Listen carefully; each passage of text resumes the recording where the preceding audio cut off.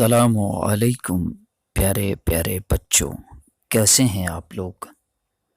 اچھا، ہم نے اپنی پہلی ویڈیو میں یہ جانا قرآن و حدیث کی روشنی میں کہ آدم علیہ السلام جو تھے ان کو اللہ نے مٹی سے بنایا۔ اللہ نے ان کو اپنے ہاتھوں سے ان کا پتلا بنایا۔ پھر ہم نے یہ جانا کہ آدم علیہ السلام جمعے کے دن عصر کی نماز کے بعد وجود میں آئے۔ اچھا، اب مزید آگے ہم سمجھتے ہیں قرآن و حدیث کی روشنی میں آدم علیہ السلام کے بارے میں کہ جب اللہ تعالیٰ نے آدم علیہ السلام کو پیدا کیا اور ان کے جسم میں تو انہیں چھینک آئی، جیسے ہمیں بھی چھینک آتی ہے نا، اور ہم میں سے لوگ کہتے ہیں الحمدللہ، یہ سنت بھی ہے۔ تو جب انہیں چھینک آئی آدم علیہ السلام کو تو انہوں نے اللہ تعالیٰ کے حکم سے الحمدللہ کہا، تو اللہ تعالیٰ نے فرمایا تم پر تمہارا رب رحم کرے۔ یعنی اللہ تعالیٰ نے کیا کہا؟ تمہارا رب تم پر رحم کرے، یعنی اللہ تم پر رحم کرے۔ جب اللہ تعالیٰ نے آدم علیہ السلام کو پیدا کیا تو ان سے فرمایا، اے آدم، ایک چیز تمہارے لیے ہے اور ایک چیز میرے لیے ہے، اور ایک چیز میرے اور تمہارے درمیان مشترک ہے، یعنی کہ برابر ہے۔ جو چیز میرے لیے ہے، اللہ تعالیٰ نے فرمایا، وہ یہ ہے کہ تم میری عبادت کرو اور میرے ساتھ ذرہ سا بھی شرک نہ کرو۔ جو چیز تمہارے لیے وہ یہ کہ تم جو عمل کرو گے میں تمہیں اس کی جزا دوں گا، یعنی انعام دوں گا، اور تمہیں بخش دوں گا، اس لیے کہ میں غفور الرحیم ہوں۔ اللہ تعالیٰ بڑا غفور الرحیم ہے۔ اور جو چیز اللہ تعالیٰ فرماتا ہے میرے اور تمہارے درمیان مشترک ہے، یعنی برابر ہے، وہ ہے تمہارا سوال اور تمہاری دعا۔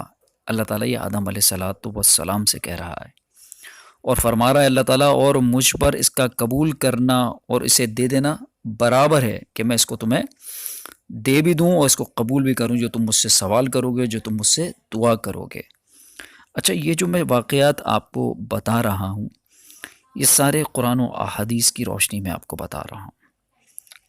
پھر اللہ تعالیٰ کے حکم کے مطابق تمام فرشتے آدم علیہ السلام کے سامنے سجدے میں گر پڑے۔ اچھا، اب جو سجدہ ہے، جو ہم نماز پڑھتے ہیں اور سجدہ کرتے ہیں، وہ صرف اللہ کے لیے کرتے ہیں، اور اب سجدہ اللہ کے علاوہ کسی کے لیے بھی جائز نہیں ہے۔ لیکن جب اس وقت اللہ تعالیٰ نے آدم علیہ السلام کو پیدا کیا تھا تو فرشتوں سے اور ابلیس جو شیطان ہے، اب اس وقت اس کو یہ حکم دیا تھا کہ جب میں آدم علیہ السلام کو بناؤں گا تو تم سب اس کے آگے سجدے میں گر پڑنا۔ تو فرشتے تو گر گئے سجدے میں، لیکن جو ابلیس تھا، شیطان تھا، اس نے تکبر کیا اور سجدہ کرنے سے صاف انکار کر دیا۔ اللہ تعالیٰ نے اس سے پوچھا، اے ابلیس، میں نے تجھے سجدہ کرنے کا حکم دیا تھا، تجھے سجدہ کرنے سے کون سی چیز نے منع کیا، کس چیز نے روکا؟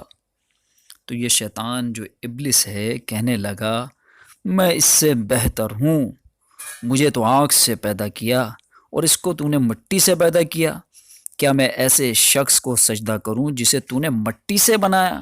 یعنی وہ تکبر میں آ گیا، گھمنڈ میں آ گیا، اکڑ میں آ گیا، اپنے آپ کو بہتر سمجھ رہا ہے کہ میں آنکھ سے پیدا ہوں اور یہ مٹی کیا زمین پاؤں کے نیچے آتی ہے، اس چیز سے اس کو پیدا کیا ہے، تو میں اسے سجدہ کیوں کروں؟ جبکہ اللہ کا حکم ماننا ہی تو عبادت ہے۔ جب ہم اللہ کی عبادت جو کرتے ہیں وہ اللہ کا حکم ہی تو ہے، تو اس نے اللہ کے حکم سے انکار کیا اور کافروں میں سے ہو گیا۔ الغرض ابلیس نے جو کہ جنات میں سے تھا تکبر کیا، اللہ تعالیٰ کی نافرمانی کی اور سجدہ نہیں کیا، یعنی اللہ کے حکم کو نہیں مانا۔ اللہ تعالیٰ نے ابلیس سے فرمایا، تو یہاں سے نکل جا، تو ملعون ہے، تجھے یہاں تکبر نہیں کرنا چاہیے تھا، تو نے تکبر کیا، تو ذلیل ہوا، اب قیامت کے دن تک تجھ پر لعنت برستی رہے گی۔ ابلیس نے کہا، ایسے حقیر شخص کو تو نے مجھ پر برتری دی، یعنی آدم علیہ السلام کے بارے میں کہا، حقیر شخص کو تو نے مجھ پر برتری دی، اگر تو مجھے قیامت کے دن تک کے لیے مہلت دے دے تو میں چند لوگوں کے علاوہ اس کی پوری جتنے بھی لوگ ہوں گے ان پر غلبہ حاصل کر لوں گا، یعنی انہیں بہکاؤں گا۔ تو اللہ تعالیٰ نے اسے قیامت تک کے لیے مہلت دے دی، اور ابلیس نے مزید کیا کہا یہ ہم اگلی جو ہے ویڈیو میں جانیں گے۔ ٹھیک ہے بچوں، اللہ حافظ۔